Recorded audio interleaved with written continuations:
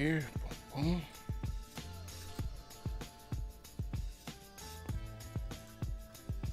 Okay. Almost there. I think we are live on YouTube. Just waiting for Facebook to jump on here. Yeah, I want to link going to your page now so I could share it on mine. Okay.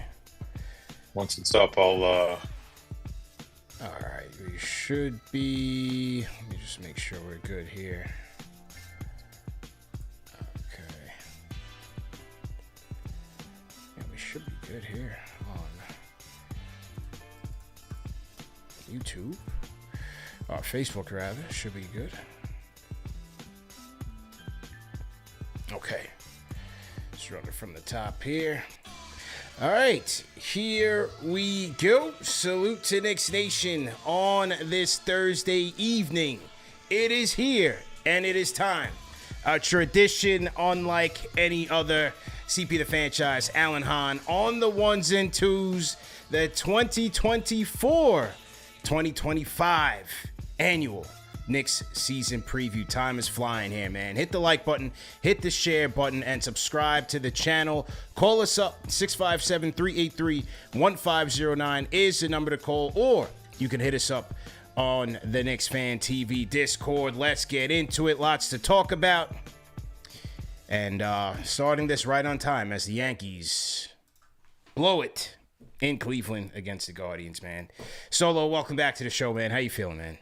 It's good to be here. It's good to get my mind off of what the Yankees just did. It ruined my night, but now it can't be ruined because, like you said, tradition unlike any other. This is when we get together, you know that means one thing. Knicks basketball is about to start, and maybe, just maybe, this is the year we've all been waiting for. Most anticipated season since 93-94? I was thinking this, right? Would you say more like 96-97? Because remember, that's 96. True. They went out, they kind of revamped the team a little bit, made a couple of moves, and that year, people can't forget, everybody thought the Knicks could beat that Bulls team. As good as that Bulls team was, there was that sense that they could beat them. Problem is, we never got to find out. Yeah, because of David Stern and some rules about leaving the bench area, and we don't want to talk about it now. That's certainly true, man. But just looking at this team, and it's so interesting because every year when we start this, obviously the theme is a little bit different, the expectations are a little bit different, but it seems like we've been working our way up, and progress has been made quite steadily, man. And I got to start with the Rose regime. You've seen it up close and personal, and I just have to give them so much credit for how they were been able, now in year 5, to completely turn. This is a brand new team. Completely turn this thing around into what many think could be a true contender here. It has been piece by piece. It's the way it's supposed to be, right? It's the hardest part is kind of living through it, obviously. But, there was a gradual build, and you can't argue with the results because what you're not only seeing them, okay, they're going out making moves, they're making bold moves. There's some moves that they said, nope, we're not doing that, for whatever reason it was. And the pieces are coming together for a team that a lot of people feel like has a lineup that can contend with just about anybody in the league. And I keep reminding people now, again, the math that they've been able to do with staying under the second apron, the ability to gather all these picks, first round, second round picks, and then use them as currency to do what they need to do to get the roster where it is. There's all that stuff that I think is all brilliant. But there's an underlying thing, I'll tell you what, CP, that I feel like this isn't talked about enough. If you noticed, this team is made up of a lot of the same type of personalities. You don't really have like a click over here and a click over there, or maybe there's some guys that are club guys, some guys that are, sneaker guys, and this is a group of players. The one thing that they have that's consistent personality-wise is they're a bunch of gym rats. They're like the rest of us. They're just basketball nerds. They just love the game. And that's all they want to talk about. It's all they want to do. They're not into like a bunch of other things that are separate from the game. And they're highly competitive guys. Yeah. That I think, like Karl Anthony Towns comes into a place where I think he can just be himself. He doesn't have to worry about, I got to put up a persona, or I got to act a certain way. It's just they all kind of get along in a certain way that I think is just what you see on the court. And that is, if you ask Clyde Frazier, which I have, reminiscent of the 70s teams where it's a lot of intellectual, a lot of thinkers, a lot of different kind of guys that aren't necessarily, like they don't care about being cool. They don't care about my brand. They don't care. Like that stuff's all going to be part of the NBA. But they're more about like when they get on the court, it's just basketball. And that is something I think is important. They have built a team making sure that the different individuals fit. And the ones that don't, they get them out of here pretty quick. Pretty quick. And how about the fact that, sure, they have not won anything yet, and you don't win on paper. And when you look at the past champions, Celtics, homegrown. The Golden State dynasties have been homegrown. All the way down the line. We know the history. Yeah. But how about the fact that, their lottery picks did not pan out for them in the way that they had hoped. I mean, RJ was not their pick, but they ended up trading him in the OG trade. Obi did not work out. But now they have a team that is built by non-homegrown players, still all in their prime, and still complementary to what they want to do and how they want to move this thing forward. I don't think there's any perfect way to build a team, right? Like you would love to have the Golden State model of, hey, we drafted so well. We got 3 legendary starters out of it, and then we build around it and all that stuff. I mean, you'd love to have that, right? But it doesn't always work that way. And as you mentioned, they made some picks when they were doing the lottery thing, and they didn't pan out. But when Leon Rose came in, these aren't my guys. Tom Thibodeau, I didn't pick these guys. So what I find interesting is that you still are having some draft picks. I mean, you watched that game the other night when they played the Hornets, and you had 3 draft picks on the floor, rookies on the floor in that second quarter, and they all did work. Yeah. And that gives you that sense of, okay, they can draft a certain way and they can still try to find ways to develop. But I, again, go back to, there might not be homegrown draft picks, but there is still a familiarity. Jalen Brunson has known Tom Thibodeau forever. Rick Brunson's connection to the franchise goes deep. Leon Rose, it's familial, right? Josh Hart comes in, familial. Right. Mikal Bridges, they had Dante. It was the same thing. There was some type of a connection that they all seemed to have. Precious Achiuwa from New York wanted to be here to a point where he didn't sign with anybody, just waiting the Knicks out, waited them out because he wanted to sign here. There's a lot of that little stuff. I think then Karl Anthony Towns. I mean, like every time he would come to town, everybody just knew it was a matter of time before he was going to be a Knick. We all felt that way. And so there is still some sort of a connection that this isn't like a bunch of mercenaries thrown together like that 2013 team was, right? Like that's what that was. The Expendables. That's what they were, right? Like they brought them in, put them together. Let's see if you can make some magic in a year. This does feel like a group that does have some roots, even though they're not actual draft picks. And you can tell by the way they talk and act and have like a sense of pride about them wearing orange and blue, which, and a lot of times in the past, I've covered this team for many years. There's been some guys that have come in and it's this sort of feeling out New York. Is this what it's like? How's the media? These guys come in like they don't care about any of that stuff. It's like, oh, give me my jersey, let's go. And so I like the makeup of this team. I really do. Likewise, man. And you mentioned Towns, and his acquisition to me represents a stark departure from the classic Thibs's, he wants a shot blocker, he wants a rim protector, because now with Towns, they're looking to go 5 out here. What do you think about that change of philosophy that Thibs is adopting here? Well, because it works for Jalen Brunson and what he does. It now allows him to get into the paint, not have to deal with a lot of big bodies, a second big man coming to help, because a lot of times in the old system with Isaiah, and Isaiah, they actually started with Isaiah Lowe, and then they moved him, Isaiah Hartenstein. They moved him up to the key because he was a really good passer. He could set screens, handoffs, and stuff like that. So they started doing more with him there, which they would hope would bring the big man away from the rim. The problem is that big man can still drop and can still hover and be around to give Brunson some trouble. Or if Mitchell Robinson's out there, he's in the dunker spot. So, again, the big man is still hovering. Towns has got to pull you all the way out. It's the Kristaps Porzingis thing that the Celtics added Yeah. that opened up the middle of the paint for them so they can just have great ball movement, great flow. And when they did have one-on-ones, they get in the paint. I think Towns brings the same element that Porzingis brought to the Celtics. And I think that's going to be where you see the most impact is on that end of the floor. The guy shoots 40% from three. He's averaged double-double in rebounding and points his whole career. So he'll help you on that end. It's obviously, and I know you mentioned it, it's going to be the other end of the floor, the defensive end that we're watching to see what kind of impact or what they might be missing with the moves that they've made, and obviously still waiting out Mitchell Robinson return. Yeah, no question. But then I do like the fact that if and when he does return, and hopefully he does come back healthy, and it'll obviously take him some time to get into shape, but then they have options.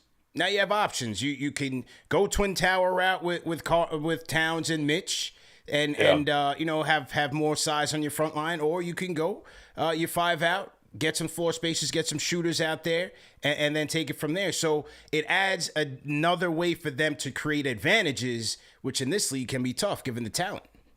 Yeah, and the fact that Towns played with Gobert for a couple of years, so he's kind of got a feel for playing with a defensive big man, if he moves to the 4. So it's not like it would be this abrupt change for him. He's already kind of got the same idea of what it would be like if you have Mitchell Robinson out there with him. So, I think it could work in some situations. And it also could work if you just have Robinson coming off the bench and giving him minutes there. When that just makes you deeper, it just makes you bigger. So there's a lot of versatility with this group. That's what I see. And I think defensively, we saw a little bit of it, and in pockets, what Bridges and Anunoby could become defensively is something that I think could be a lot of fun, especially when they're really getting after it. Like, good teams are good teams. Those are going to be tough games no matter what, because the good teams in the league are good. You're going to be more equipped to beat them, but they're still going to always be tough.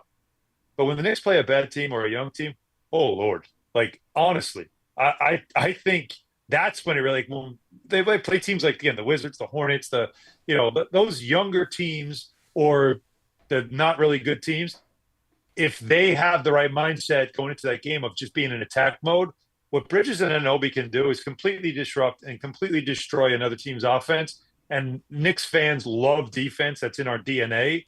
And I think that's going to be something that could be fun to watch this year. Yeah, and I think this is the year where Thibs, defensively can really lick his chops with the 3 wings that he has out there, with their versatility, their switchability, the intensity, their ability to create offense out of their defense. I mean, he's going to be able to deploy those guys in so many ways. And that's also why I think a guy like a Josh Hart, early in the preseason, Knicks fans are chirping like, he's got to go to the bench, this, that, and the third. I'm like, that this is outside of Jalen Brunson, the other roommate is the most trusted player in Thibs' war chest. He trusts Josh Hart like none other. He started, and he's going to close, man. He's going to close. Yeah, I'm telling you, you nailed it. I'm glad you said it, because I've been telling people, anybody who listen, that I think this is the year Josh Hart could average double figures in rebounding if he wanted to. Yeah. And in that lineup with those 4 guys who are all kind of spacers and scorers, and you've got to keep 4 eyes, not 4 pair, but 4 eyes, 2 pair of eyes on Brunson. You've also got to have your big making sure you can handle Towns. So if you've got 2 pair of eyes on Brunson, your big man has to worry about Towns. And then, of course, Bridges can beat you. And Anunoby, you got to watch him, right? Who's watching Josh Hart? Right. Nobody. And what does Josh Hart do when you don't pay attention to him? He gets in and sneaks in for the back-breaking offensive rebound, the tap in, just the ability to just chase down a long rebound because you didn't account for him, right? And so now that's, to me, where you're going to see the difference in him, is that his motor will give them extra possessions, which we saw all last year. But now you're doing it with a more lethal lineup. And I think that's something to watch. That's why I just think when we watch preseason, fans have to understand that players don't dog it, but players also aren't in 5th gear, right? Yeah, they may be in 3rd, and then maybe for a couple of shifts, they'll go, all right, let me get it up to 4th, and I'll try. But a guy like Josh Hart doesn't really need to ramp it up because, these games don't matter. Let me preserve my body. He knows what he's got to do. And he doesn't need to find rhythm with his shot. The fact that he only took 4 shots and he hadn't made a shot yet in preseason, that isn't, oh, this guy can't play, which a lot of fans are like, oh, he's not going to be able to. No, that's not it.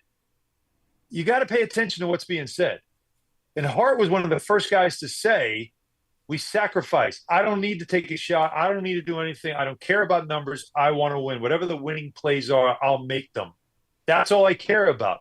We're all going to have to sacrifice things. And what he's doing is being the first one to do it. Because if I'm not taking a shot and I'm fine with it, then don't you complain about not getting enough shots, right? I think that's the point. Set that tone. So Hart fits perfect with these guys. He's the right guy in the starting 5. And I'm telling you, when the games matter, you'll see that motor rev, and then you'll see a guy that's going to be disruptive on the boards, pushing the break. And as you know, and Nick Nurse learned, if you leave him open, the big ones, he knocks them down. Yeah. Yeah, and like you said, I don't need him ramping up in the preseason. We saw how much he means to this team and how much we were gutted when he went out last year with the strained abdominal, but he was going 48 minutes a night. I mean, take your time. Like you said, he knows what he has to do, and he always makes that adjustment. Like last year was a big adjustment for him. In the regular season, it was a big adjustment when Julius went down, big adjustment in the playoffs, and he always raises that game. Like, I'm not, at this point, I think we've seen enough of him to realize that he's always going to be an up and down three-point shooter. You just hope that he's a timely three-point shooter when that time comes, especially later on in the season and into the postseason and beyond. But, as you said, getting that guy that can do the dirty work. We need that Derek White. We need that Bruce Brown. What Caruso was to the Lakers when they won. That's what we need out of Josh Hart. And, what I thought what DiVincenzo did last year outside of his three-point brilliance was his ability to cut off ball.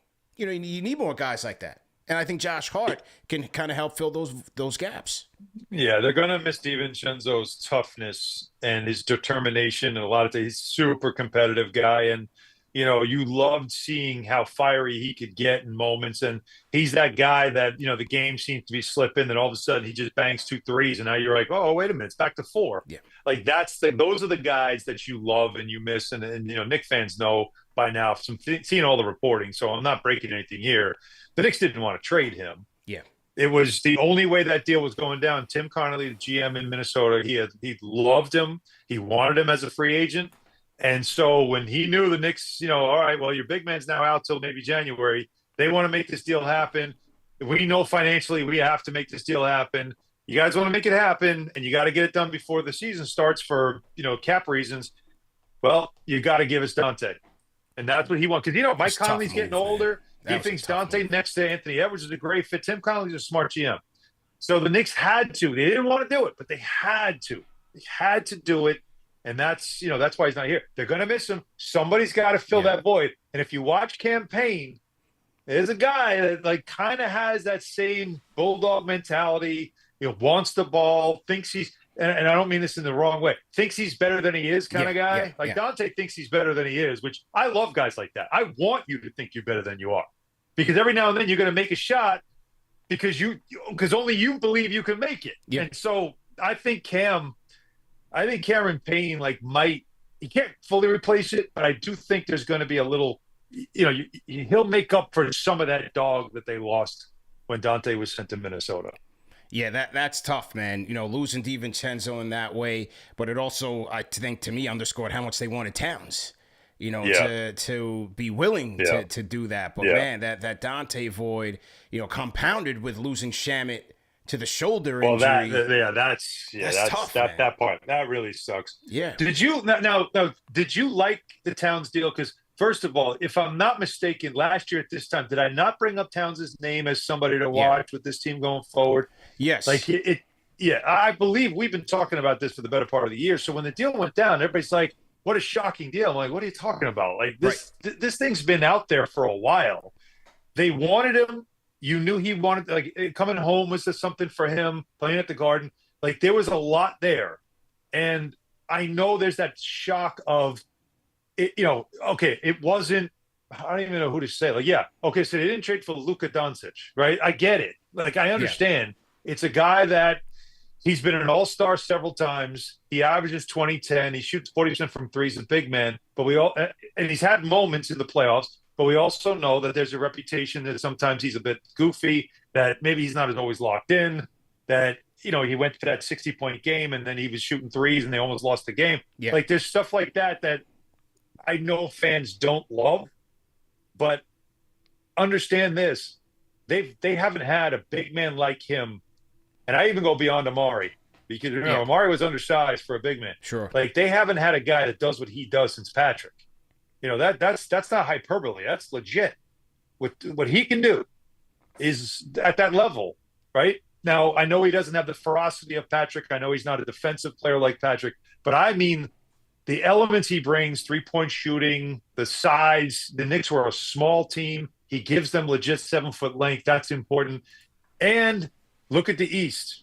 I mentioned Porzingis. He murdered the Knicks last year when the Knicks played the Celtics.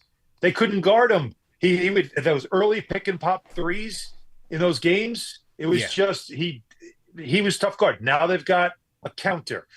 And then the Embiid factor. Yes, the Knicks beat Embiid in the playoffs. Embiid had one leg. We all know. And by the way, on one leg, he still averaged 30 and 15. He was still killing. Now they got a guy that, A, they have some beef. B, you gotta guard him. Like, you can't sit in the paint. You gotta guard him. And so that challenges Embiid a little more. That makes it harder for Embiid. When you play the Bucks, you got a guy that now Brook Lopez can't just wander around being like an extra defender. Right. He can't sit on the perimeter. So you've got a lineup that better fits playing against some of the best teams in the East, and a guy that has played in the West enough that he knows how to play against Jokic. He's done it. He knows how to play against some of these other teams. Anthony Davis, he's done it. So I just think it's a good fit, and I think it makes them better. And I think in time, fans will start to appreciate him once you start to see how it all unfolds. Because I know from watching Brunson in the preseason, he's quite happy having a big man like that can open up the paint. CP the franchise, Alan Hahn on the ones and twos. Knicks 24-25 season preview. Salute to everybody in the chat once again. Hit the like button, hit the share button, and subscribe to the channel. If you're watching on the YouTube side, throw a solo in the chat to salute our guy, Alan Hahn. I didn't like it when I first heard it. That's fine. That's fine. What you didn't like him, or you didn't like the trade itself? Because you knew Randall was going to be involved in a deal like that. Two things. Didn't mind losing Julius if it was, even or better return. Yeah. I hated losing Dante DiVincenzo. That was tough. Yeah, I agree. I was agree. When I heard that, Mitch, I thought the same thing. Yeah, it was gonna be hard to even lose Mitch. I like Mitch a lot, even personally. DiVincenzo, that was tough, man. That was tough. He really embodied this team. And the three-point shooting, off the bench, fire and desire, all of that, man. He was tailor-made for us. And he showed it last week. He was not too happy about it. But I get the vision. And I said on Twitter, we can't question Leon Rose because they're clicking on all cylinders right now. Fair point. We can't question it. So, and even in these first couple of preseason games, you're already seeing a more fluid connection with Jalen Brunson than you've ever seen with Brunson and Randall. I was looking for that for the 2 years they were together, and it was just never really that fluid. And it's so funny, man. It's right there, too. Even some of the passes that went awry, the two-man game that they were showing off of, they didn't want to show too much of it, but you could just see there's there's something there. There's something there. Yeah, that's what I mean. Like, I think once it evolved, I think some fans might start to like what they're seeing offensively. Yeah, but because we even saw that with Brunson and Ihart last year to a lesser extent. Like, you saw that chemistry there. So now you're bringing in Towns. The two things that I fear, number one, like the soft label, I think everybody defines it a different way. People look at his character. He's a goofy guy. He says this, he says that. That's not it for me at all. For me, the soft, it comes from, which a lot of players don't have, is that killer instinct. It's that killer instinct. Is he going to be the guy who is going to be able to mix it up when the shots aren't falling? Is he going to be the guy who picks up his fifth foul in the third quarter and he's having a meltdown? That's those things, when people initially ask me, they're like, well, you're trading Julius for Towns. I'm like, well, to me, that's a question mark for a question mark in a big spot. What is he going to do for them in a big spot, and how does he adjust? That's what I want to see. And then secondly, I wonder, are they going to become a little too one-dimensional? and be a little too shot happy. I don't see enough slashes on this team or a guy that's going to put his head down, get to the basket and draw some contact. That's who I would like to see Towns be if the jumper's not falling from 32 feet away. Can you go get to the free throw line, stop the clock, get these guys some rest, and get easier buckets? How do they generate easier buckets with these guys is what I want to see this year. Well, again, spreading the floor and letting Brunson go one-on-one in the paint. He's the second best paint scoring guard in the NBA next to Shai Gilgeous-Alexander. No one took more shots in the paint than he did at the guard position. He's got a higher percentage than Shai Gilgeous-Alexander in the paint. It's what he wants to do. It's where he does his best work. So having a big man that can shoot threes and pulls you away from the basket.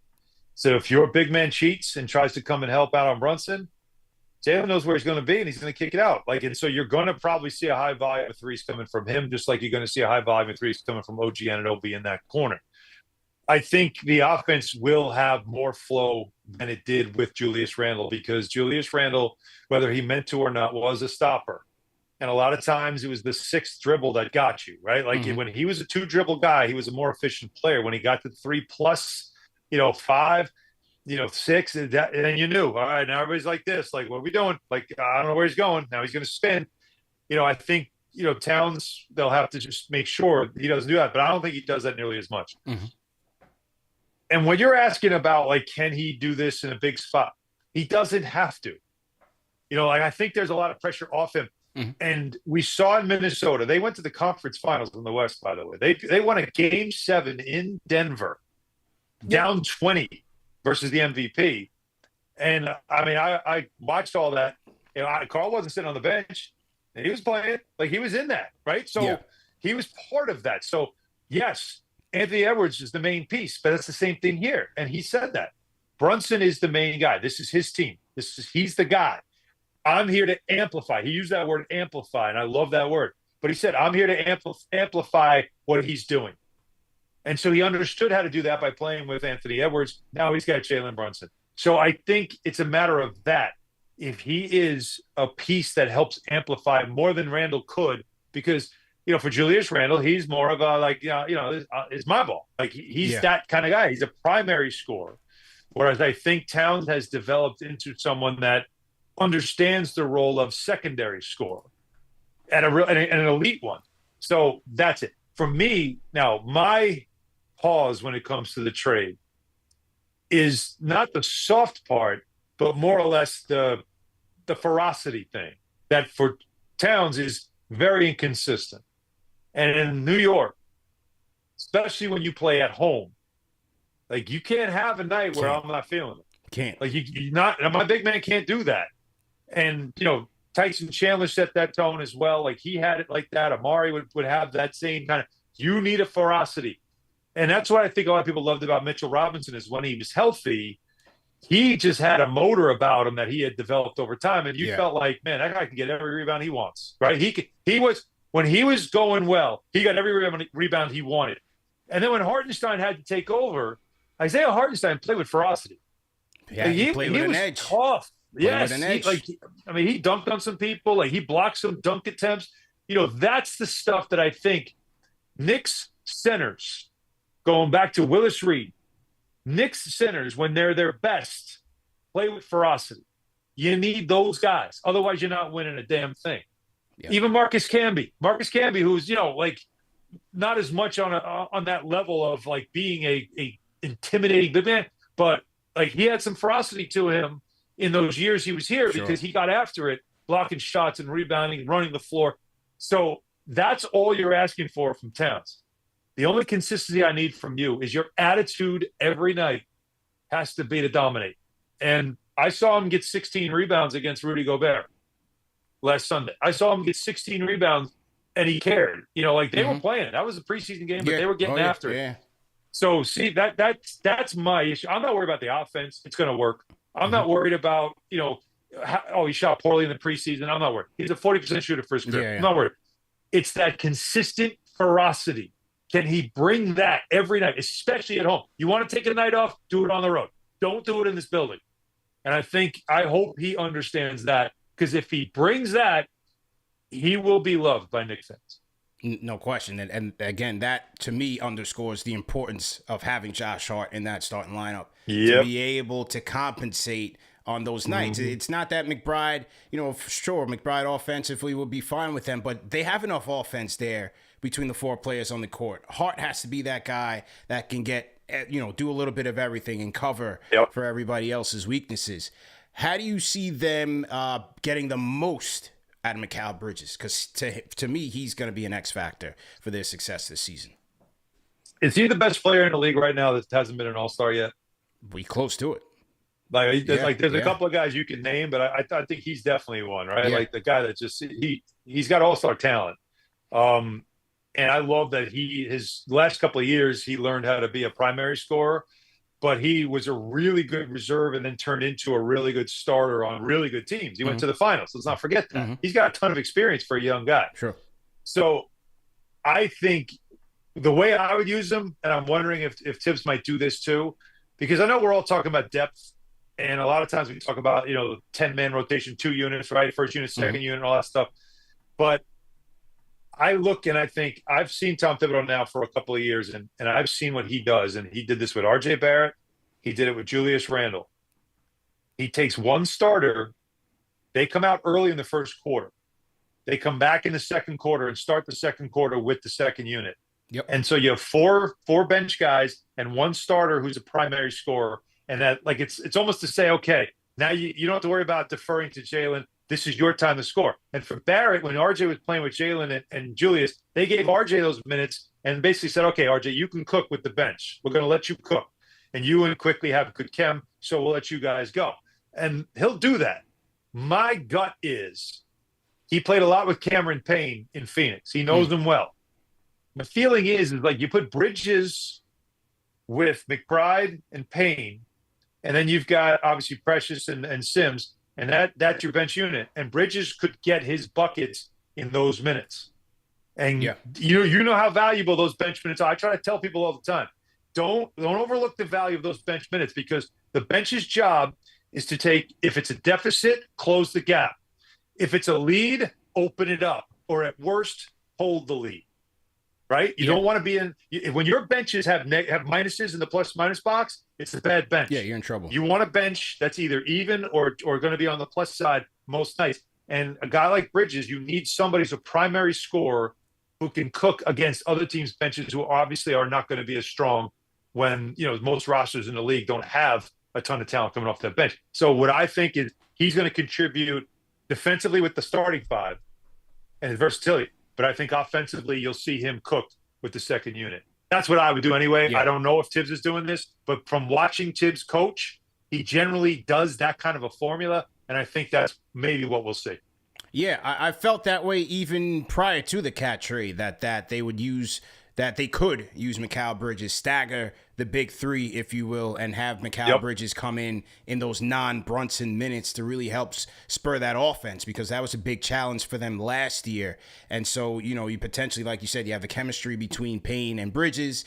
You have McBride out there who's been doing well in the preseason, playing off ball, and then hopefully you can kind of jumpstart their offense that way, because I think obviously that's going to be, to me, one of the areas to watch, especially with Shamet going down, is how this bench is going to play, man. So, staggering Bridges with that makes sense.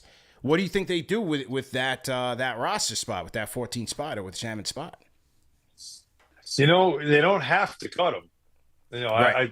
I did not see today. Now, I've been ridiculously busy today on the baseball side of things in my radio show, so I have not checked in on Shamet. Is there an official update on Shamet and the injury? No, not yet. Right? Not yet. No. Yeah, I didn't get an alert.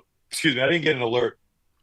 I mean, the contract is obviously an Exhibit 9. They could keep him on the roster, depending on the severity of the injury, of course. It wouldn't be fully guaranteed till January, when all those, when all your non-guarantees become guaranteed. There's always a date in early January. They can make a decision by then, but I think that's one way to look at it. I mean, it could really bode well for TJ Warren. Yeah. There's a guy that's showed you that he's still got a little something left in the tank, and he can put up some points for you. A guy that can score off the bench is always valuable. So I kind of feel like, if you like Shamet, the way it sounded like Thibs liked him, the way he talked them up, how he's having a great camp, they really loved how he fit. The severity of the injury will decide whether or not you say, well, you know what, if we can get him back by January, February, maybe it's worth keeping him on the roster. Because a guy like Shamet helps you in April, May, and June just as much as he can help you in October, November, December. And it's a veteran's minimum. So I think the new rules that let you keep 15 plus 3, the two-way guys, I think that does help you a little bit because they do have a couple of guys on the two-ways, especially McPorty. And who's the other? There's one other. McCullough. We haven't seen McCullough yet. Yeah.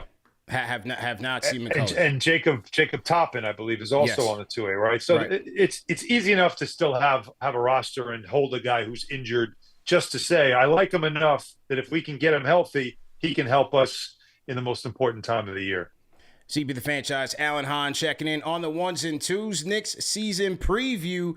Ladies and gentlemen, today's show is brought to you guys by Mando whole body deodorant and 72 hours of odor control. Some of you guys out there might need that. We don't need to know in the chat. You can keep that to yourself. Some of you guys might need that protection, especially some of you New Yorkers. You're jumping on the iron horse. I mean, listen, you can get a little musty. 72 hours of odor control by my friends at Mando. Go to shopmando.com and use our code KFTV for $5 off the starter pack. It's a great deal, man. You'll get the whole body deodorant stick. They have the invisible cream deodorant in the starter pack. You have your body wash, your man wipes, everything, your whole set there to get you started, man. So shout out to our guys at Mando. Go to shopmando.com. Use our code KFTV for $5 off the starter pack. There we go, man. Shop Mando, man. Like it. There you go. Yeah, 72 hours solo. Sometimes you need that, man. No, you see the amount of time I work. There's sometimes where I go about 72 hours, and I'm like, have I taken a shower? It's been like, man, it's. I'm looking forward to this year because of that, though. Like you think about it, especially during the playoffs. For me, last spring was like this. It was literally wake up at 4, be in the Get Up Studios by 7, right? Be on the air at 8, 2 hours to get up. Then my radio show's at noon. So in between that, I have like 2 hours to kind of just, reset. Yeah. And then do a radio show. And then at 3 o'clock, all right, so radio show's over. Now 5 o'clock is when we have our meeting for the Knicks game that's on, all right, for that night. So then you do the Knicks game all the way to the end, post game, all done, maybe about 10:30, 11 o'clock. Turn around, wake up at 4 a.m., do it all over again. Do it all over again, man. We rolled. We did that for a while. The Knicks rolled in the playoffs for 2 rounds, and that was a good 6 weeks solid of me, like on a regular basis, Monday through Friday, man. But it's what we dream about. It's what we want. Yeah. The grind does not stop for the Brentwood aristocrat, ladies and gentlemen. Take notes. Take notes. And like I said, every now and then you just say to yourself, Have I showered? like this, this makeup was put on me this morning at 6:30. Yeah, Have I even washed my face yet? Like I'm telling you, you forget. Like honestly, there's times where I forgot what day it was. Just forgot. Which day? I have no idea what day it is. It's just you're in that mold. You're in that, and we live for this. I mean, this is what we want. So this year, you get excited about like turning it around again. All right, here we go. Hit the ground running. A new season, and now this year has like the real expectations, and you're in the real conversations. And some of these games are big, and I'm here for it. I'm here for the grind, man. Yeah, there you go, man. We're gonna get to the phones. Let's hear what the people got to say, man. If you got a question for Solo, 657-383-1509 is the number to call, or you can hit us up on the KFTV Discord. Let's check in on the phones. 469. What's your name? Where you calling in from? 469. This is the Sleeper. The Sleeper? I don't know that name, man. Who's the Sleeper, man? Team no one sleeps. This is the guy. We went to this guy the other night. This guy was snoring in the middle of the Matrix. How you feeling, man? I'm doing fine. This is Michael White. Oh, Michael White, Dallas, man. Texas. Yes, Michael. How we feeling, man? I'm an old dude, man. Yeah. I'm getting older every day. It's all good. But it's all good, man. A lot of guys didn't want Cat. Yeah. I was talking on the to the guys and they said we didn't want Cat. Cat is soft, but I always felt like Cat was the perfect fit, and I think he's the perfect fit. Yeah, look, I think so. I think so. We'll have to wait and see how it looks on the court, but certainly from let me ask you this: yeah. Did anybody think Kristaps Porzingis was rough and rugged and tough and all that stuff? He was. What was his reputation? He would always get hurt. He really wasn't like a tough player. He didn't really rebound well, right? But he went to Boston, went into that culture, and what did he become? The champion. Fit right in. You know what I mean? Yeah. I mean, he only played the first game, but that was the only game that mattered. Yeah. And he was huge in that game one, right? He was unbelievable. So, like, it sometimes you see a player and he gets a reputation and he gets a way about him, but if you put him in another environment, then all of a sudden you're like, oh, I didn't know he was like that. Like, it's just so what the Knicks are banking on is like the fit for him here might be better. The maturity factor has kicked in, the familiarity with Thibs, the understanding the two of them have, being home, being around family, that does change you as well. So, let's let this thing go and just see, like, okay, well, maybe he fits a little bit better in this environment. Maybe there's something different about him in this environment that allows him to maybe feel a little more empowered, and that will look a lot like I said, just look at what Boston looked like when they added Porzingis, and nobody was saying that Porzingis is some kind of killer, right? Yeah, like the Celtics weren't adding Hakeem Olajuwon. They added a guy that gets hurt a lot and is kind of soft, and they couldn't get along with Luka, right? And now what? Now he fits great there, and they love him. So, I like I said, fit is everything, and this might be a better fit for Cat. How are you feeling about the center rotation behind him? I think Precious is also going to be an important guy here, especially for that front court. Are you part of the Huck Porty Hive? What does it take here? The fans, Huckamania, Huck Porty Hive. He's the next guy. He is the next hive brewing amongst Knicks Nation and Knicks Twitter. Not Kolick? Kolick, definitely. Yeah, Kolick I thought we had Tyler Sanity going on for a minute. Kolick is Stockton Jr. already. Forget about it. He's already going to Springfield, one-way ticket. So Kolick is stamped. Huck Porty's next. He's Billy Donovan and Ron Baker rolled up into one, right? Like Brian Quintet, right? He's Billy Donovan, Brian Quintet, and Ron Baker rolled up into one. Yeah. No, Huck Porty is interesting because you could see that he's got he's got a foundation there, right? That his feet move well, strong, very athletic, kind of good read. Like he's picking up stuff pretty well. Like I like a lot. There's a lot of development that needs to be done there with him. Yeah. I think he's going to do well in the G League, and nobody take that as a slight. I think he needs it. Yeah. You got to give him burn in the G League, and you'll let him. He'll develop, and it might be could be middle of the season where it just starts to click, and you might need him, and you bring him in. But he looks like he certainly physically can handle himself. He certainly likes to dunk on people. Yeah. So there's definitely something there. But Towns getting into foul trouble is obviously a very big concern because he does do that, and you're not very big after him. Precious, right. You love him, but he's still 6'8". 6'9", right? Yeah. Jericho Sims, you like his motor, you like his strength, you like his bounciness, but you also know that he's limited when it comes to what he can do offensively. And good opposing teams that have a good scout know this, and they're going to take advantage of that. So, you definitely need to have bodies available at that position, and it really would help to have a guy that's 6'10", 6'11", 7 feet that can come in the game, especially if Towns gets into foul trouble or maybe misses a few games with the usual NBA stuff that happens along the way. So, Robinson's situation is going to be one to monitor to see, what happens with him when he comes back and how he's used. But in the meantime, I think that's your rotation. Achua, Sims, and maybe every now and then in certain situations, maybe Huck Porty gets a chance to get out there and bounce around a little bit and run some pick and roll. Yeah.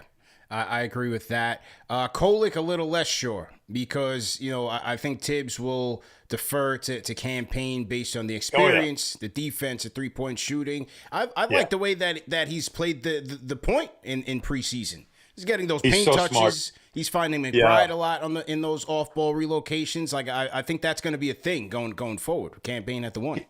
He's got such a good feel for the game. I'm talking about Kolek. I watched him in the summer league, and I fell in love with him immediately because he doesn't turn the ball over, and he's got just great vision. Like guys like him, you love playing with because they find you, and when they pass it, it's never a bad pass. It's always right in the pocket. It's always right where you want it. It's easily catchable.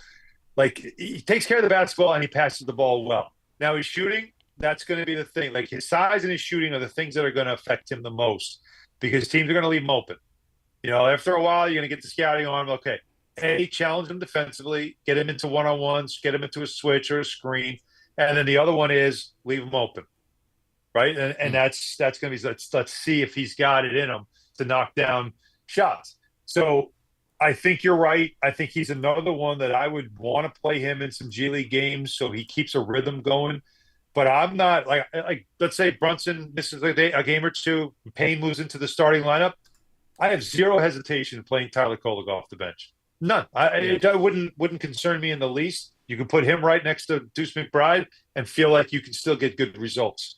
So that's the positive of having a guy like that. And watching him develop over time is going to be a lot of fun because you could see him within a year or two moving right into that backup point guard position. Yeah, I agree. But either way, whether it's Payne or even Kolek, I still love the idea that they're taking the pressure off of McBride to be that on-ball guard, stick to his strengths, and even though it's still preseason, shot's still looking money, man. He's still looking good, shooting the ball very well. Yeah, that's definitely good to see, and I think you're right. The pressure off him is so important. They've tried to see if he could learn how to run the point and be like a floor general and run the second unit. And, he just, it's not his game. And, like you tell anybody at that level, you got to find who you are and then be the best at that. You want to change, you want to prove yourself and all that stuff. But at some point you realize, okay, now this is who I am. Let me just stay here and be really good at this. And Deuce has developed that three. He's got that toughness. You never have to worry about him when it comes to compete level.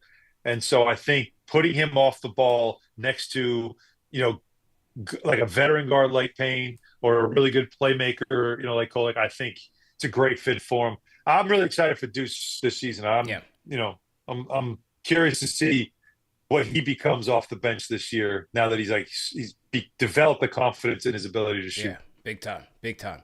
Back to the phones we go. 917. What's your name? Where you calling in from, man? CB the Franchise Solo on the ones and twos. Good evening. How are you, sir? Here he is, man. Let's go. Rapid fire. Tom from Huntington. Yep. Love is here. Here is love. Yep. Calling the number one show for the fans by the fans. You know the deal. Shout out to Manscaped, Mando, and all your other sponsors. Yeah, appreciate it, man. I'm gonna keep it quick because people want to talk to Alan and you, of course. Yeah, right. Number one, again, not to piss anyone off. Mm-hmm. Not a big fan of Sims. What is he, 28 already? Listen, okay. The guy's got athletic ability. I just think something just doesn't click. I would have personally let him go after that dunk attempt he attempted at the dunking contest, but that's just me. When he put his essay on the thing and he couldn't, I don't know what the hell that was. Anyway, I'm team Hotporty, or I call him Airporty. Actually, I got that from another podcast. No offense, love is here. And really quick before I let you go. And as far as this draft that we had this year, I think in a few years people are going to look back and say Kolek and maybe even Pacome should have been top 10. I mean, if they redrafted. But anyway, have a good night. Let's go Knicks. 55 wins. Let's go. Write it down. Tom, that's a good one. Yeah, that's a good one. 55? Where are you going with it? So I think they're this will be the most wins since 96, 97, in my opinion. That was 56, I think, right? 96, 97. Yeah, I think that was 56, if I'm not mistaken. By the way, Jericho Sims is 25 years old. Let's take it easy. 25. Yeah. 25. Let's not get crazy. Although he's going to be 26 in a couple of days. Yeah, there you go, man. Shout out to the simulation. Hopefully he gets it together. They won 57 and 25 that year. All right. So, yeah. 57 That's the year, man. Like when you just think about it, like yeah, that we never got to see it, right? We never got to see it. Yeah. And that's the anticipation I remember I had. Now, by then I was in the business, but I wasn't a pro beat writer yet. I was still making my way up the ladder as a high school writer at Newsday that season. So I was still very much in fan mode, and I was fired up for that year because that got me excited. See, people have to remember too, the '99 year when they went to the finals, there was not a great expectation about that team. No, there was just a sense of let's just play. It was the Latrell trade that was the last second, which, oh, by the way, the Towns trade last second, right? Yeah. But the Latrell Sprewell trade caught everybody like, whoa. And then it became like, how's this going to work? Right? Like that really, there was a lot of concern and trepidation and everything else. So the anticipation for that year wasn't what everybody thinks it was. So that's why I say this is the most anticipated season, I think, since that 96-97 group when Allen came in, LJ and Buck Williams, like that was a squad, man. That was a squad, and we never got to see them go up against the champs when it mattered most. It got cheated. Salute to everybody in the chat. Once again, hit that thumbs up on for your boy CP and Solo on the ones and twos. Let me shout out some of the super chats that have come in. Marthy Wren Jr., welcome to the franchise channel memberships. Joseph Murphy and Wheel Snipe City as well. Shout out to Reb Moti, $5 super chat. Says Mitch is going to be 20 minutes back up 5 and defensive specialist against elite big men. They think he's the Embiid stopper, so they're just going to bring him in against Embiid, match his minutes, and then sit him out for the rest of the season. It says his body won't take anything else. Your thoughts? Mitch, is he going to come back to start, come back off the bench? Hard to really say. If they're rolling with that 5, you don't touch it. Yeah, you don't mess with it. No, you don't touch it. You can't. And then you're also talking about a guy that's had surgery on his ankles now. How many times? Yeah. This is you're keeping him at 20 minutes a night. Like you just got to know there's a concern about wear and tear and breaking down. You want to keep him. Unfortunately, it's just his history right now. It's just a reality. You got to manage him. And so I think that's something that if the 5 looks good and everybody's relatively healthy, I don't think you mess with that.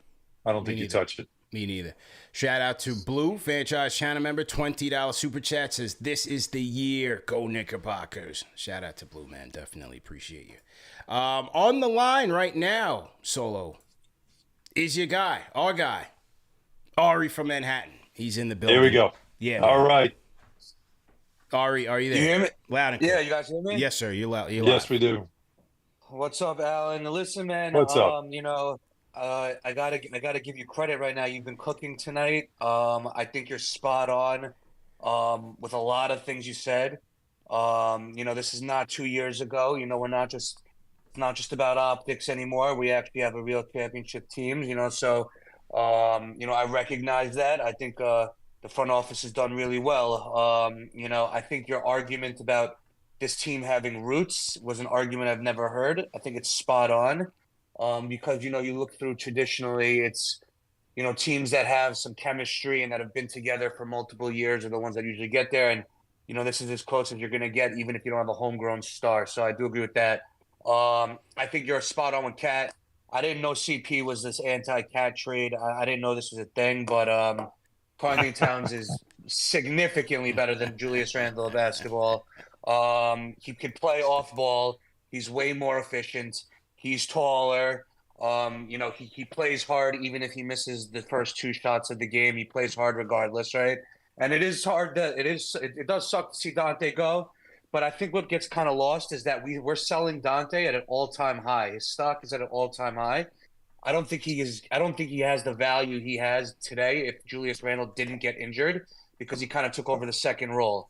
So I think you're cooking. I think the team is doing very well. I'm extremely excited. I think we finally have a championship ceiling for the first time since I think Patrick Ewing and Charles Oakley stepped on the floor in Miami. I do agree with that. But I also agree with CP. I think I think that shot creation, getting to the rim and slashing and getting buckets is going to be the key.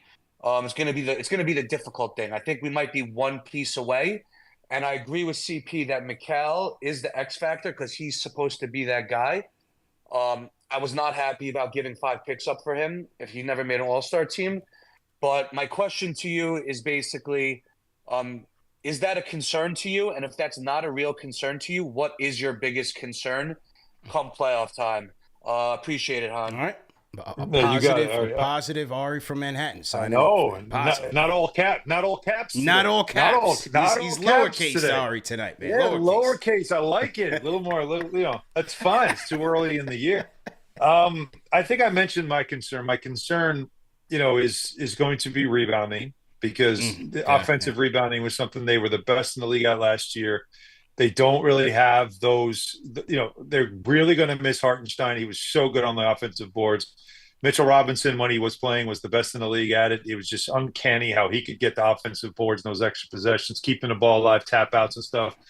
I think without those two, you're really now going to ask everybody to do it. And so I'm looking at that. I'm going to watch that stat this year, first quarter of this year. I'm going to let it go about 20 games before I decide whether or not it's an issue. Because that's what you want to see is where are you right now when it comes to offensive rebounding. Now, the offensive rebounding could go down because the availability of offensive rebounds could go down. If they're a higher percentage shooting team, you got to remember, last year they were lower third in the NBA in shooting, field goal percentage. So there's going to be more offensive rebounds. So anyways, I'm watching that. That's a concern of mine. Mm-hmm. But the slashing thing that you brought up, I really don't think they're going to have issues offensively. Mm-hmm. I just think they're all intuitive players. They all understand movement and spacing. And I just feel like the shooting ability from Anunoby, from Bridges, and from Towns I don't think they've had that kind of shooting.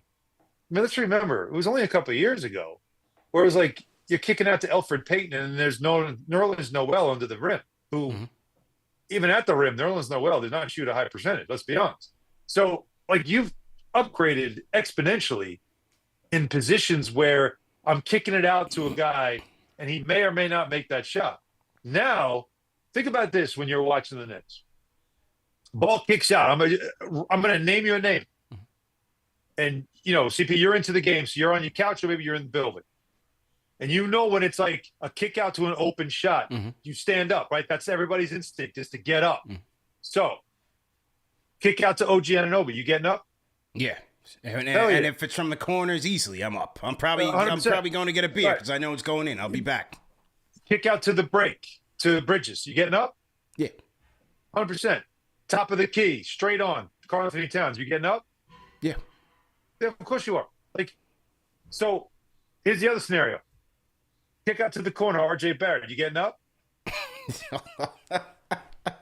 You're saying a prayer. I'm just saying. You getting up? Yeah. Is he going to make it? And it's no disrespect. It's just reality. Yeah. One guy's a 32% career shooter. The other guy's 40. That's you're just different now. You're a different team. And, I mean, even as much as you loved Hartenstein has got the ball 15 feet from the basket. Nobody's on him. He has to take a jumper. You getting up? Yeah. No. That's just the reality of the difference in the team. So ask yourself your anticipation when the ball kicks out. You feel different when the ball kicks out and it's going to a guy where you're like, yeah, I know that guy can shoot. I know that guy can shoot. And for years, the Knicks, there was always one or two people that the ball would find and you're going, oh, no. I don't know. I hope it hits the rim. You that's not their specialty. So that's why I don't worry about it. The slashing part of it, I don't know if you mean break somebody down and take them to the rack. That's Brunson's job. Everybody else is a spacer. And every now and then, if you overplay me, which was Dante was so good at this, backdoor. I'm just going to cut. Yeah. And you're going to find me on the back doors. Anunoby does it. Bridges does it. That's a feel that they'll all develop. Guys, I am not worried about, and everybody watching, I'm not worried about this team offensively. I think this might be the best offensive team that the Knicks have had in a long time. Well, my concern is the other end of the floor. and not as much guarding as much as that defensive rebound, the ability to get the stop, which the stop we know is the rebound, because you can still defend a shot, but if you don't get that ball, they get another possession. That to me is the key to the season. If they can still be a great rebounding team after losing 2 great rebounders. Yeah, I think, Ari mentioned slashing, which I think is one facet of it. And sure, absolutely, Brunson's ability to get into the paint and get those high efficiency shots, the floater, the teardrop, things of that nature, like he can get those. I just look at some of the teams, like when we go back, some of those teams, even the Celtics, a happy three-point shooting team like the Celtics were still a very accurate team at the rim through Brown and Tatum and Derek White. The Nuggets, they didn't necessarily have that slasher per se, but through their offense, they're still able to generate those high-efficiency shots at the rim by utilizing Jokic and the cutting and things of that nature. So that's my thing with the Knicks. My thing is that if it's not falling for them on a given night, how will they adjust to still generate some high-efficiency buckets at the rim, get themselves back into a flow where then you can, kick it back outside and start firing away again? That's what. And here's how you do it. Because you have runners.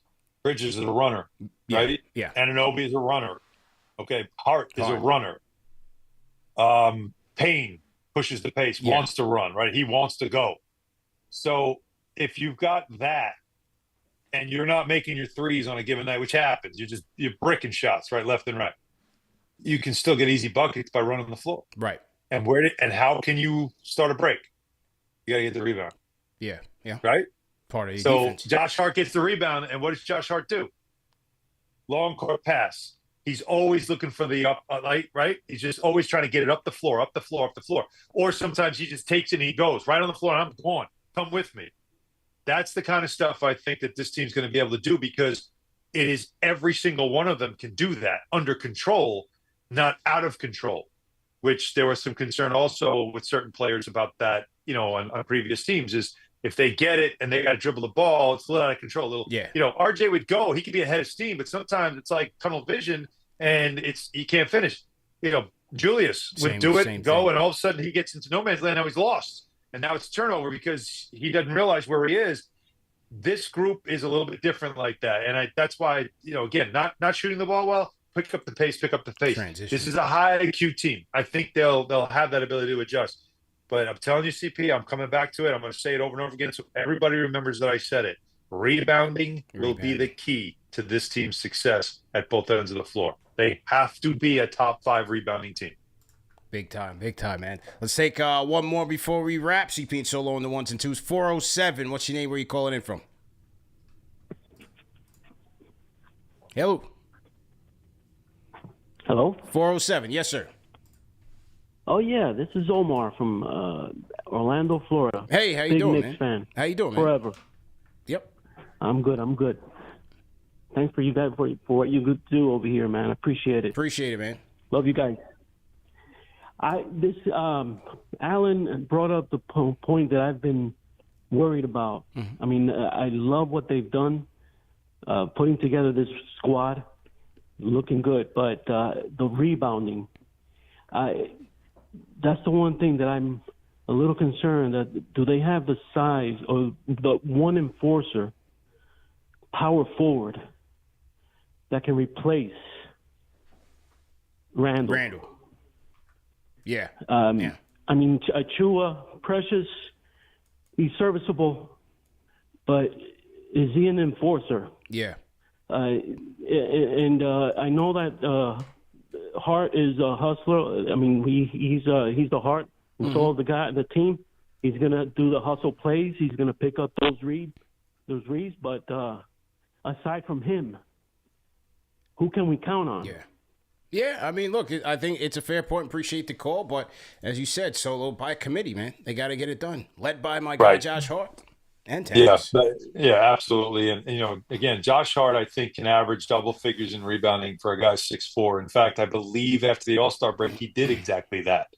So I think that's something to watch and something he's willing to do. And when you have to account for so many other elite players on the floor, you can forget about the guy that you're going to help off of, which is Josh Hart. And he is not going to just stand there when a shot goes up. He has got the kind of we know him enough now. We've watched him enough now to know he's the guy that will find the ball. He reads the ball really well off the rim, and he'll get it and go. But a lot of times you just want to get it to get the stop. He's that kind of guy. So I think he'll lead the way.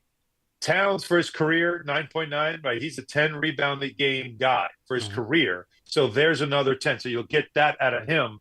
And, it's all the other stuff. It's can Anunoby get you just a couple more a game? Can he do that for you? And then your guys off the bench.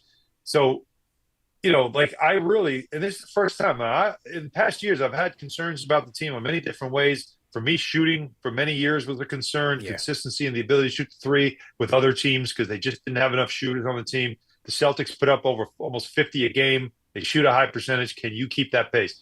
They got the ability to do that this year.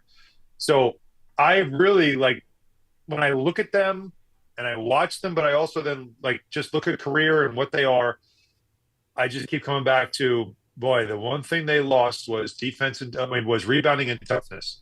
Because Randall's a tough guy, and DiVincenzo's a tough guy, tough competitor. And, Mitchell Robinson and Isaiah Hartenstein were tough guys and great rebounders. Yeah. That, to me, is the key to everything. Because this team's going to score. They're going to score. They're going to be great wing defenders. Do you like Wingstop? Do you like that as the nickname for Bridges and Anunoby? So far. I do. Yeah. Yeah. I like Wingstop. I'm coming around. It's not bad. I'm coming around to it. I gave RJ the Broadway one.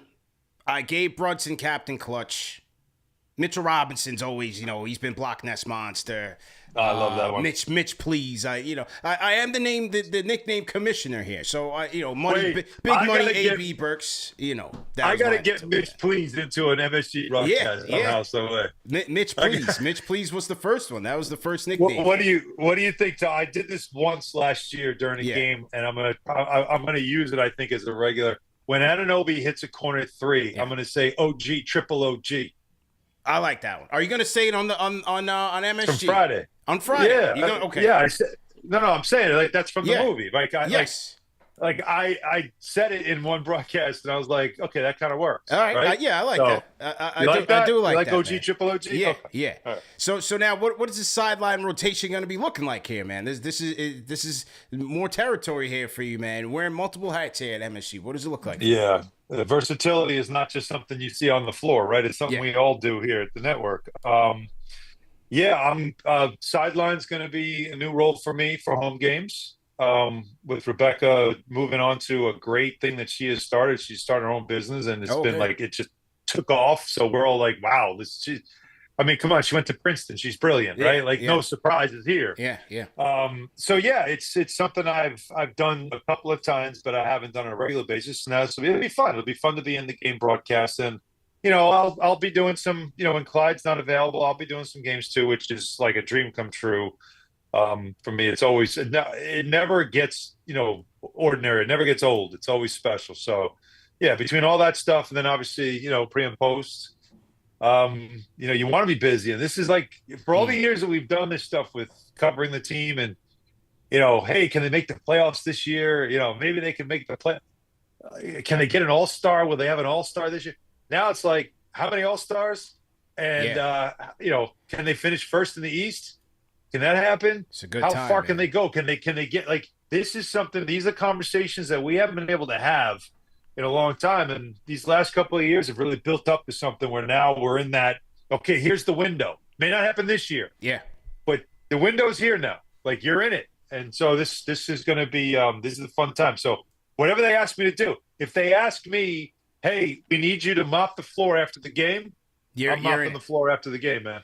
Whatever it takes. And that's what I was going to ask you. This long into your journey and into your career, I think I'd ask you this maybe the first time you did. Just are you setting goals? Are there different facets of the game from a broadcast standpoint that you're still trying to get into? What's your thought process when you go into each season? Yeah, it's hard for me to say setting a goal. The goal is to not suck, right? The goal is to just be good at it no matter what. I always say, never be afraid to suck at something new. Yeah. Because, whatever they throw my way, hey, we need you to do this. There was one time I showed up and I think Bill Pito was sick and he couldn't make it. And they just said, you got to host tonight. Now, I'd never hosted, never. But I sat next to a guy who's one of the best hosts I've ever worked with, so I just would watch him on a regular basis. So I just was like, all right, we'll just do what Bill does, and so, okay, I'll do it. Like, yeah, let's do it, and I think that's kind of the way I look at it, as be ready for anything. And just for me, my goal is to make sure that, like, every single broadcast, I'm prepared, that nothing comes my way that I'm caught off guard, that I'm not ready for. And, that's for me. When it comes to, like, career aspirations, how much more could I possibly want to do at this point, right? Like, they're letting me do things that I never even dreamed of doing. And I always say this all the time. I bring up the name John Andres, and he's somebody that I just admired as a kid. And when I got to meet him, was nothing but a classy gentleman who put his arm around me and showed me the way and just said, here, like, let me show you around. Here's the garden. I'm walking to places going, whoa, wait a minute. Like, this is Madison Square Garden. Am I allowed in here? Like, he just, he introduced me to people, like, around the league. Like, he's just that kind of guy. And I always feel like now when I sit in that chair and I think, like, this is where John Andres sat, and all I can do is just try to honor that, like, honor his legacy, right? And for him to do what he did for me when I first came in, I was a beat writer, and then I got into the network. For him to be like that to me is like me saying, okay, I got to honor this. Here's a guy that, like, loved what he did for a living. He had a passion for basketball. He was an analyst for the Knicks, never played for the team now. Let's not forget, he didn't play for the Knicks, but it didn't matter because he bled the Knicks. He knew everything about them. He knew the league. He was all about it. He was Mr. New York. And so I always looked at him and I just thought, you know what? I just want to live up to whatever I can do to have that kind of a legacy whenever I'm done with this stuff. So no, I don't have like one day I want to do this. Mm-hmm. I just look at it as I'm doing things that I never thought I'd be doing. If you asked me this 20 years ago, my first year on the Knick beat, and you said to me, 20 years from now, this should be doing, I was like, yeah, okay, whatever. So, just trying to live up to a legacy of a guy that took me under his wing, him, Al Troutwig, and just said to me, hey, you could do this too, and showed me the ropes. So now that's me, with Tyler Murray, who's the new radio voice. Yeah, he's coming in. He's on really talented, really, really talented young man, right? Mm-hmm, mm-hmm. And I'm now doing that for him. I'm doing that for him, show him around the building, introduce him to security, introduce him to people. Here's what you need to know. Here's where you go. Pay it back, like pay it forward. Like that's kind of, that's me. That's all I care about right now. Paying it forward, embrace the challenge, embrace being uncomfortable, man, and embrace being versatile. That is how you stack those Emmys up like he's got in the background, people. He's kind of covering them tonight. Other nights they're shining in the light. But that's how you stack those Emmys up, man. It's all MSG. It is. It's all sir. MSG. You know what else you have to get comfortable with? Get comfortable with talking about a real championship contender, because we haven't been able to do that in a long time. That is true, man, and very much looking forward to it. Han Solo, man, appreciate the time as usual on the annual season preview show, man. Do you any guests for Bart and Han tomorrow? Anything coming up tomorrow that you want to preview? We are all baseball. We are all, like, I know the Knicks start, the season starts Tuesday, but right now is just hardcore baseball. Yeah. A lot of football. Obviously the Jets are a big thing. So yeah, no, there's all the basketball people know that once we get into the season, then, we'll do our share of it. But yeah, man, do you talk about in New York sports right now? Mets and Yankees playing a league championship series. Liberty one win away from winning a championship. Yeah. The Jets get Devontae Adams. They got Aaron Rodgers. They're going through somewhere. They're trying to become a Super Bowl contender. And then you have the Knicks starting a season, which might be the most anticipated season in years. It's a lot going on right now. This is a fun time. I always tell people, like, this is what the 90s felt like. Yeah, it is. This is what it felt like since 24 began. The Rangers were made a run. The Knicks were making a run. Now you got this going on. Like in the fall, I told people this is what it felt like when New York sports was sizzling. There it is, man. Well, we appreciate the time, man. Have a good evening. Let's catch up soon. Let's go Knicks. Han Solo, thanks again, man. Appreciate you, man. You got it, brother. All right, ladies and gentlemen, that was our guy, Alan Hahn, a.k.a. Han Solo on the check-in, man. Like, share, and subscribe to the channel. Another fire edition of KFTV, man. Salute to everybody in the chat. Hit that thumbs up button for you boys, man. 17th. How many? 5 days to go, ladies and gentlemen. We got 5 days to go until tip-off. Knicks in Boston on banner night. Let's go, man. Let's go. I'm hyped, man. I'm ready to go. I'm ready to get this season started. And shout out to Han Solo. You know, every chance we get, we have to, you know, when we have guests like this, we gotta end these shows with gems. You know, some of you guys are, you know, looking for inspiration in your own path, in your own walks of life, man. This is what we try to do. We got good guests here, man. This is Han Solo. He's going to ESPN. He's going out to Bristol tomorrow. You know, he's got to talk that. He's got his radio show on ESPN. He's got to go to MSG tomorrow. This is our guy, man. Homegrown. You know what I mean? So, yeah, when these guys come through, we ask them to bless us with some gems. Take it and run with it. Like he said, paying it forward. This is what we try to do, man. Listen, watch party, people. Watch party time. Go get your tickets. Shop.KnicksFanTV.com. You could also go to KFTVWatch.com to get your watch party tickets, man. Tuesday night at Slate, Knicks versus Celtics.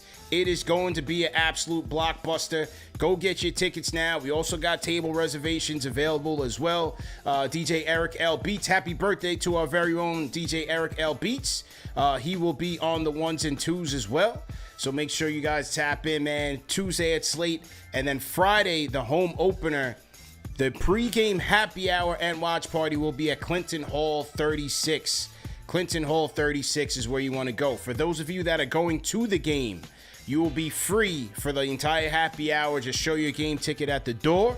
But for those of you that will be there for the watch party, it's going to be on and popping DJ Eric L. Beats as well.